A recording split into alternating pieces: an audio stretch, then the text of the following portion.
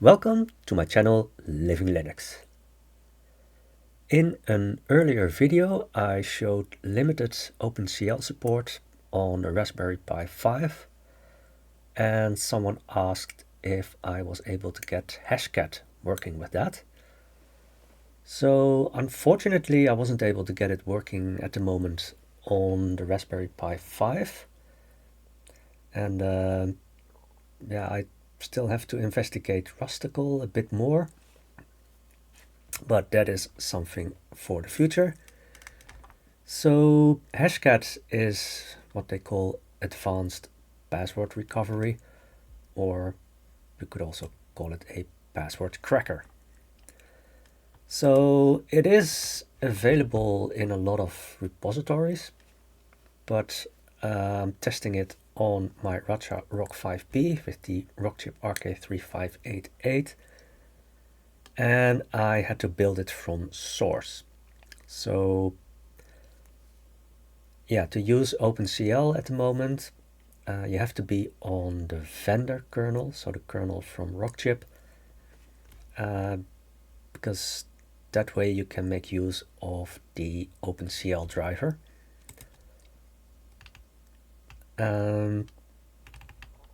Yeah, I'll put a link to one of my earlier videos where I explained the whole installation.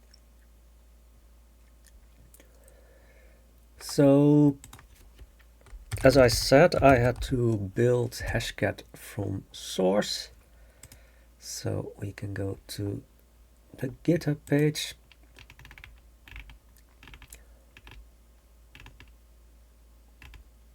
And yeah, build instructions. Well, I already had the correct Python version, so I was able to skip those steps. So I just cloned the repository, went into the directory, and then I thought all I had to do was make clean and make. But unfortunately I got an error about SSE2 Neon, header file missing. So what I did was I found this file, and you can download it, and then you have to put it in the include file of Hashcat, or include directory is. So this is where I copied it. So once you have that file, that header file, then you should be able to build it. Now, one more thing about SSE2 Neon. So it is, let's just say, a lazy way of making the SSE instructions work on ARM. And the SSE instructions, they come from Intel and AMD. So yeah, here they say when you have like a one-on-one drop-in replacement, then yeah, that should be just as efficient. But when you need multiple ARM intrinsics for one x86 intrinsic, yeah, then you do lose a bit of performance. So yeah, Hashcat is, if you're running on the CPU,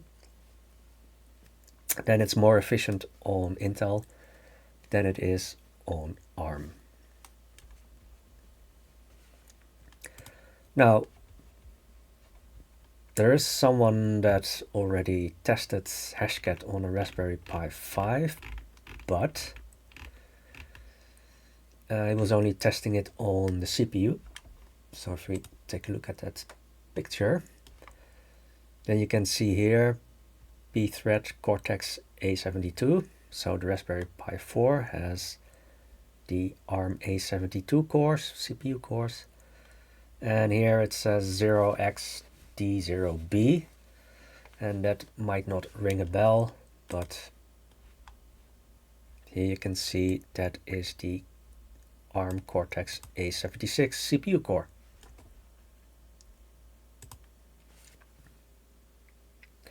So here you can see some benchmarks. This is running on the CPU of the Raspberry Pi. And yeah, I also did some benchmarks. Yeah, here you can see that I'm running on the vendor kernel 6.1.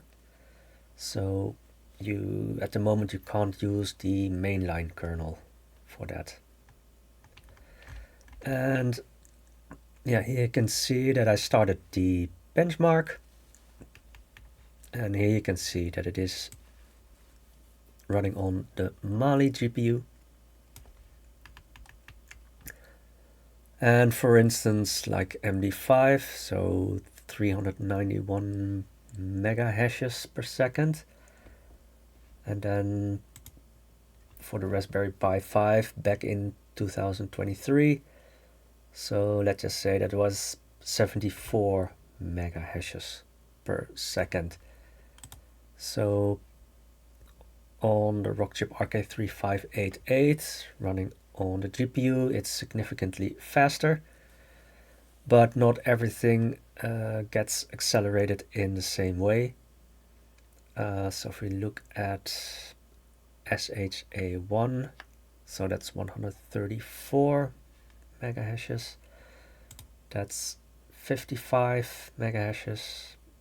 But if we go to this one,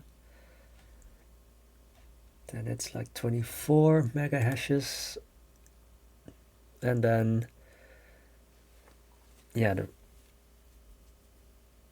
Rockchip RK3588 with the Mali GPU is only about twice as fast. So yeah, it depends on the type of workload, how many times it is faster. So, and here are some more benchmarks, for instance, like the Nintendo Switch. And you can see that that one is even significantly faster than the Rockchip RK3588. And I think that in general, NVIDIA has better support for OpenCL. And for the people that are interested,